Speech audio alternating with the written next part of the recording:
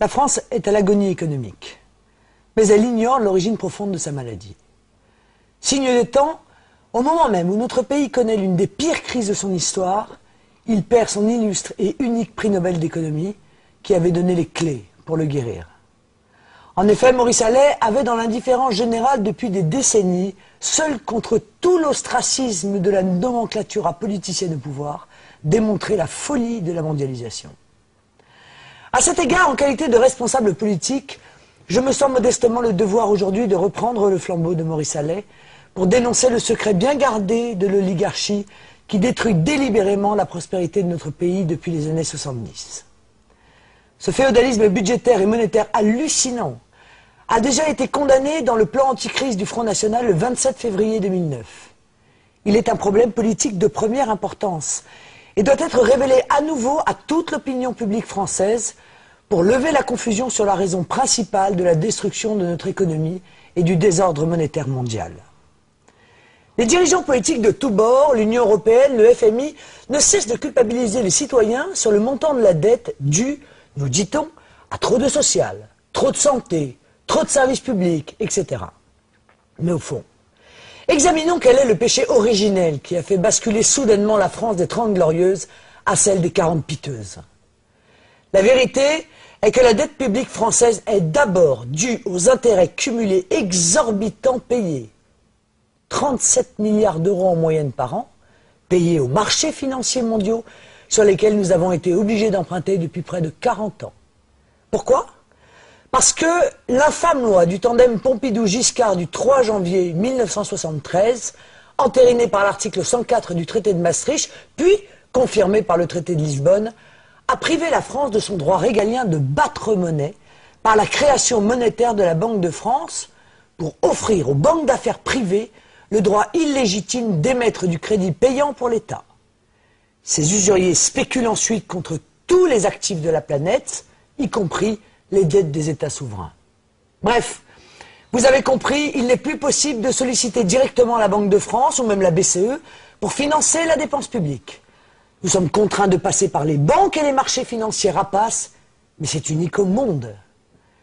Ce mode de financement direct des besoins de l'État, appelé monétisation de la dette, consistait pour notre Banque centrale nationale à prêter naturellement à taux d'intérêt quasi nul, c'est-à-dire à créer gratuitement de la monnaie utile au développement de ces infrastructures, écoles, hôpitaux, routes, ponts, armées, aéroports, bibliothèques, etc. Tous les partis politiques de gouvernement depuis 1973, de droite comme de gauche, ont concouru à la création et à la pérennité de ce régime de financement inique. Il a eu de multiples conséquences catastrophiques, notamment de nous jeter dans une logique de surendettement public jusqu'à la déshérence de l'État et la fin programmée de nos politiques. Il s'agit ni plus ni moins d'un racket discret sur tous les secteurs rentables de l'économie française, ainsi qu'une privatisation rampante de la protection sociale et des retraites. Écoutez attentivement ce chiffre. Notre dette est de 1650 milliards d'euros. Eh bien, fin 2010, la collectivité nationale aura payé plus de 1355 milliards d'euros d'intérêts financiers cumulés depuis 1973. Si nous avions maintenu le mode de financement national antérieur, les intérêts auraient été nuls sur la période 1973-2010. Pire, sur une période de 37 ans, on constate que la dette publique est constituée à 85% du paiement des intérêts. C'est l'effet boule de neige bien connu des économistes qui forment une dette perpétuelle jusqu'au point de rupture. Les caisses de l'État sont vides pour le financement des retraites, mais il n'y a aucun problème pour trouver du budget destiné au cartel bancaire mondial, y compris pour le renflouer par plusieurs centaines de milliards d'euros depuis novembre 2008. Cette question est le nœud gordien de tout le système de pillage des richesses des nations occidentales par la financiarisation de l'économie, le libre-échange et la mondialisation. Une sorte de piraterie des temps modernes. Maurice Allais affirmait qu'il n'existe pas de moyen plus efficace pour prendre le contrôle d'une nation que de diriger son système de crédit. Dès qu'une nation abandonne le contrôle de ses crédits, et donc de sa monnaie, peu importe en effet qui fait les lois. Voici deux autres citations historiques édifiantes pour illustrer mon propos. Quand l'argent d'un gouvernement dépend des banques, ce sont elles et non les chefs du gouvernement qui contrôlent la situation. Napoléon Bonaparte. Ou encore, si la population comprenait le système bancaire, je crois qu'il y aurait une révolution avant demain matin, Henry Ford.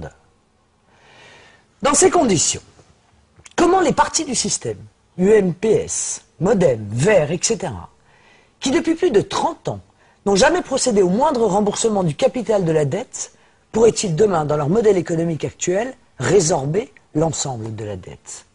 C'est impossible.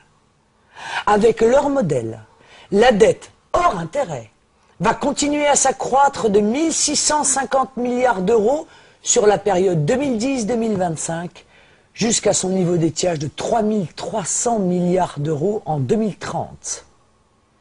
Si une base raisonnable de 30 milliards d'euros par an et une inflation inférieure à 2% sont retenues pour le remboursement du capital de la dette, c'est en 2132 environ que leur dette sera éteinte, au prix de sacrifices sociaux épouvantables. Bref, ce serait un désastre. Regardez ce graphique qui vous montre la différence de résorption de la dette dans leur système, extrêmement lente et coûteuse, en rouge, et dans le nôtre, beaucoup plus rapide et sans drame social, en bleu. La rigueur financière pour les usuriers, oui. Mais l'austérité sociale pour les Français, non. Il y a bien une autre solution, plus efficace et beaucoup plus juste. La seule voie de salut pour stopper l'hémorragie de richesse nationale et sortir humainement de cette crise systémique est en effet de reprendre le contrôle de notre politique monétaire afin de soutenir notre politique budgétaire. Selon les prévisions de nos économistes, il est parfaitement possible de recouvrer l'équilibre budgétaire avant 2015 et de résorber entièrement le capital dette publique d'ici 2025. Comment? Mais dans l'éthique du Front National, le principe légitime est que l'État se finance auprès du service public, pas auprès des banques ou des marchés.